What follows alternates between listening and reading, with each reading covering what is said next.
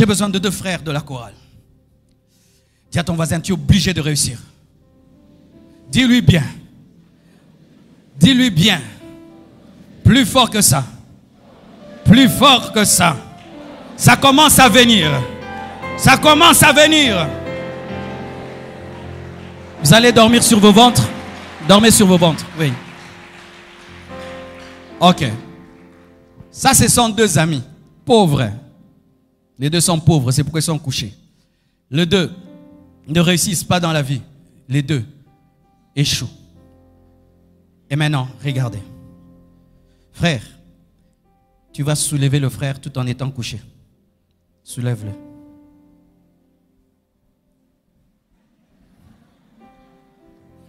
S'il fait ça pendant 5 ans, ça va changer. 10 ans, ça va changer. 50 ans, ça va changer. C'est ce que tu fais aussi. Tu négliges tes études. Tu ne cherches pas l'argent. Tu ne travailles pas l'excellence. Tu ne travailles rien. Je vais changer ma famille. Cette église, nous allons la construire. Nous construirons ces pays. Nous allons les changer. C'est ce que tu fais. Quelqu'un qui est couché ne relève pas l'autre. Il faut te tenir debout pour que l'autre puisse être relevé par ta force. Un pauvre n'est pas un pauvre. Un malade n'est pas un malade. Il faut que tu sois riche pour aider le pauvre. Tu fais des orphelinats, tu construis des choses, mais tu dois réussir. Un homme par terre n'aide pas un homme par terre. Aujourd'hui, au nom de la sainteté, les chrétiens négligent de réussir dans la vie. Mais à la fois, ils disent qu'ils vont soutenir l'œuvre de Dieu. Tu vas nous soutenir comment? Tu vas construire l'église comment? Tu veux. Mais tu n'as pas. Tu vas aider ta famille comment? Tu vas aider tes amis comment? Si vous ne savez pas, en négligeant vos vies, vous négligez la vie des autres. En négligeant ta vie, tu négliges la vie de ta famille, de ton église et de ton pays. La vie de tes enfants. Combien des enfants aujourd'hui souffrent parce que leurs parents étaient négligents? Papa, il a l'argent, il n'a pas géré. Et il est par terre. Les enfants ne vont pas à l'école. La faute. Il est par terre, mais il veut que les enfants étudient. Comment les enfants vont étudier? Tu as perdu ton travail. Comment les enfants vont étudier? Tu es paresseux. Comment les enfants vont étudier? Tu es peureux. Comment ils vont étudier? Vous deux maintenant, asseyez-vous.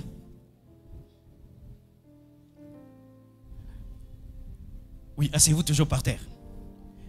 Et voilà maintenant. Certains, les parents les ont aidés.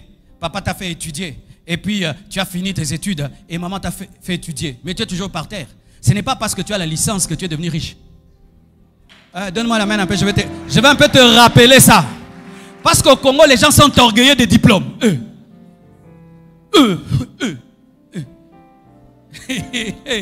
diplôme paye les loyers. Hein? On va te laisser que tu épouses une femme parce que tu es licencié. Quand tu présentes ta licence à l'hôtel, tu dors là-bas.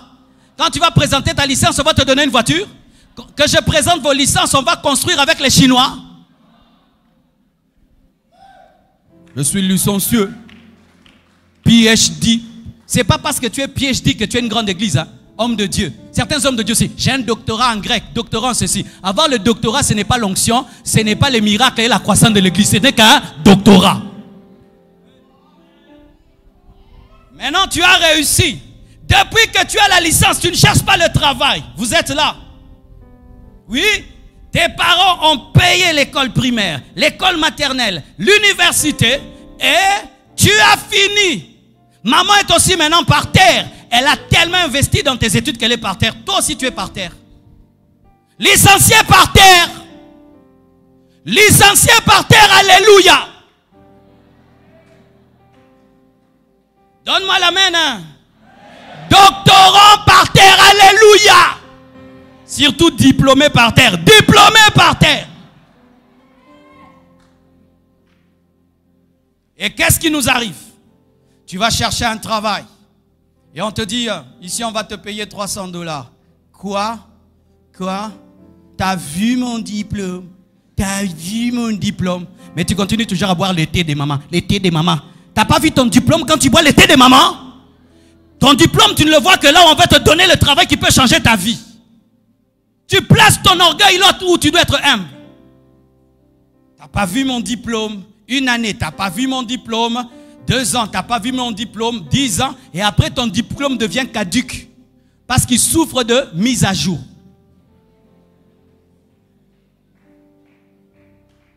Et maintenant, il devient humble. Et puis, il décide d'accepter même ce travail de 300 $. Et dire, je veux bien faire ce travail. On va me remarquer et progressivement, je deviens grand. Il accepte de s'humilier. Lève-toi. Regardez. Vous avez vu? Quand seulement je lui dis, lève-toi, il a changé de position. Comment tu dis que tu veux changer, mon voix? Aucun changement chez toi.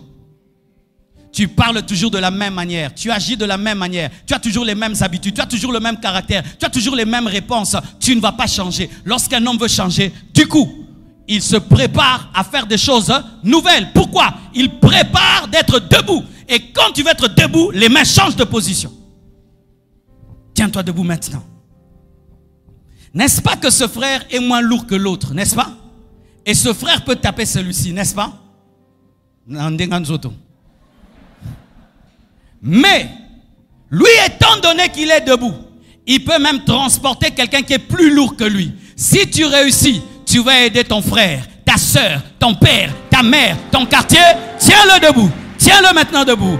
Ainsi, tu peux soulever les problèmes de ta famille, soulever les problèmes de ton pays. Réussis et tu me feras réussir. Prospère et tu me feras prospérer. Dieu dit à Abraham, je ferai de toi une source de bénédiction. Que Dieu te donne d'être la fierté de tes parents, la fierté de ton pasteur, la fierté de ta famille, la fierté de ta nation. Que Dieu au travers de toi fasse étudier les autres, qu'il puisse donner des loyers aux autres, des logements aux autres. Qu'au travers de toi, tu puisses inspirer toute une génération. Donne-moi un amen. Tu n'étudies pas que pour toi, il y a toute une génération derrière toi. Tu ne travailles pas que pour toi, il y a toute une génération derrière toi. Tu n'es pas excellent que pour toi, il y a toute une génération derrière toi. Ton échec, c'est l'échec de ta mère, c'est l'échec de tes frères, c'est l'échec de tes enfants, c'est l'échec de l'église. Un pasteur des pauvres est pauvre. Une église des pauvres est pauvre. Arrêtez de négliger vos vies. Soyez enragés. Jésus est venu dans ce monde avec une rage terrible. En 3 ans de ministère, mes frères, il a servi plus qu'aucun homme dans ce monde. Il a laissé des traces indélébiles, sans électricité, sans internet, sans télévision ni radio. Yesu tozozué kana côté, yako sambela non. Jésus ne priait pas, c'est un bosseur. Il ne priait pas seulement, mais c'est un bosseur. Bosser dur.